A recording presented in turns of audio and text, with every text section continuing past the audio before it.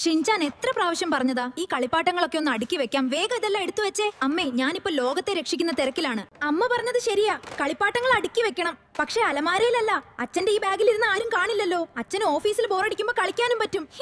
Yes sir, ഇതാ ഇന്നത്തെ report. അയ്യോ, ഇതെന്താ? ഇതെവിടെന്ന് വന്നു സാർ? ഇത് എന്റെ മകന്റെ. എന്തിനാണ് ഈ കളിപ്പാട്ടങ്ങൾ എന്റെ ഓഫീസിലെ ബാഗിൽ ഒളിപ്പിച്ചു വെച്ചത്? ഇന്ന് എല്ലാവരുടെ മുന്നിൽ ഞാൻ ആകെ നാണം കെട്ടു. അയ്യോ, അച്ഛൻ ഓഫീസിൽ ബോറടിക്കുമ്പോ കളിക്കാനല്ലേ ഞാനത് വെച്ച. മുറിയിൽ കളിപ്പാട്ടങ്ങൾ വാരി വലിച്ചിട്ടിരിക്കുന്നത് കണ്ട് ഷിൻചാൻ ഒരു ബുദ്ധി തോന്നുന്നു. അവൻ കളിപ്പാട്ടങ്ങൾക്ക് ജീവൻ നൽകാൻ തീരുമാനിക്കുന്നു.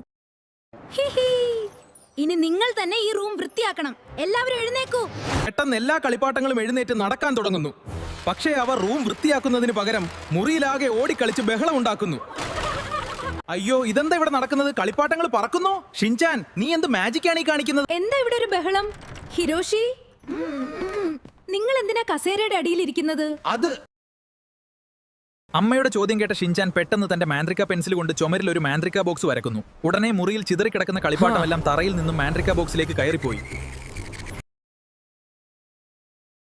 എന്റെ മാന്ത്രിക പെൻസിൽ ഉപയോഗിച്ച് ഞാൻ എല്ലാം വൃത്തിയാക്കി. അച്ഛാ, എന്താ മോനെ? അച്ഛൻ ആകെ തളർന്നിരിക്കുക. അച്ഛാ, വലുതാകുമ്പോൾ എനിക്ക് അച്ഛനെ പോലെ ആകണം. അതെയോ? കഠിനാധ്വാനം ചെയ്യുന്ന ഒരു ഓഫീസർ ആകാനാണോ? അല്ല, അമ്മ ദേഷ്യപ്പെടുമ്പോ അച്ഛൻ ഉറക്കം നയിച്ചു കിടക്കുമല്ലോ, ആ വിദ്യ പഠിക്കാനാണ്. ഷിൻചാൻ, നീ ഇതെന്തിനാ ഇപ്പൊ പറഞ്ഞത്? അമ്മ വീട്ടിലില്ലാത്ത നേരം നോക്കി അച്ഛൻ ഒരു സ്പെഷ്യൽ ചായ ഉണ്ടാക്കാൻ പോവാണേ. കുറച്ച് ചായപ്പൊടിയും പിന്നെ ഒരൽപ്പം ഉപ്പും. അച്ഛാ, ഇതാ ഷിൻചാൻ വക ഒരു വെറൈറ്റി ചായ. വേഗം കുടിച്ചു നോക്കൂ. അയ്യോ, ഇതെന്താ ഇതിന്റെ രുചി ഇങ്ങനെ?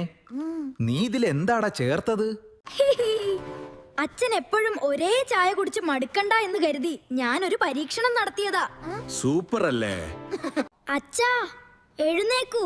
ഉറങ്ങിക്കഴിഞ്ഞ അച്ഛന്റെ വയറൊരു വലിയ ബലൂൺ പോലെ വീർക്കുന്നുണ്ടല്ലോ. ഇന്ന് ഞാൻ തീരുമാനിച്ചു, കഠിനമായ വ്യായാമത്തിലൂടെ ഈ തടി കുറച്ച് ഞാൻ ഒരു ഹീറോയാ. അച്ഛാ, വ്യായാമം ചെയ്ത് കഷ്ടപ്പെടുന്നതിനേക്കാൾ എളുപ്പം ശ്വാസം ഉള്ളിലേക്ക് വലിച്ചു പിടിച്ച് ആ വയറൊന്ന് ഒതുക്കുന്നതല്ലേ? അതുകൊണ്ട് കാര്യമില്ലടാ വികൃതി. നോക്കൂ അച്ഛാ, ഫോട്ടോ എടുക്കുമ്പോ മാത്രം ഇങ്ങനെ ചെയ്താ പോരെ? അതാകുമ്പോ കഷ്ടപ്പെടേണ്ടല്ലോ. മിണ്ടാതിരിക്കടാ. നിന്റെ ഈ ബുദ്ധി പഠിത്തത്തിൽ കാണിച്ചിരുന്നെങ്കിൽ എത്ര നന്നായിരുന്നു. എന്നാ പിന്നെ അമ്മ ഉണ്ടാക്കുന്ന ചായ കുടിച്ചാ മതി അച്ഛാ. അത് കുടിച്ചാ പിന്നെ നമുക്കൊന്നും കഴിക്കാൻ തോന്നില്ലല്ലോ. ഈ കുരുത്തം കെട്ടവനെ ഞാൻ ഇന്ന്. ടടാ, ഇതാണ് എന്റെ പുതിയ സ്ലൈം എറിയുന്ന യന്ത്രം. ഇനി ഈ ക്ലാസ് മുഴുവൻ പച്ചപ്പും ഹരിതാഭയും നിറയും. അയ്യോ ഷിൻചാൻ, അത് ഇങ്ങോട്ട് എറിയല്ലേ. എന്റെ ഡ്രസ് ഇന്ന് ഇട്ടതേ ഉള്ളൂ. എന്നെ രക്ഷിക്കണേ, എനിക്ക് വീട്ടിൽ പോകണം. ഷിൻചാനെ, നീ ഇവിടെ വന്നിരുന്നാണോ ഈ കുസൃതി കാണിക്കുന്നത്? ആ ബക്കറ്റ് താഴെ ഇട്ടില്ലെങ്കിൽ ഇന്ന് നിന്റെ തലയിൽ 2 മുഴ വരും, ഉറപ്പാ.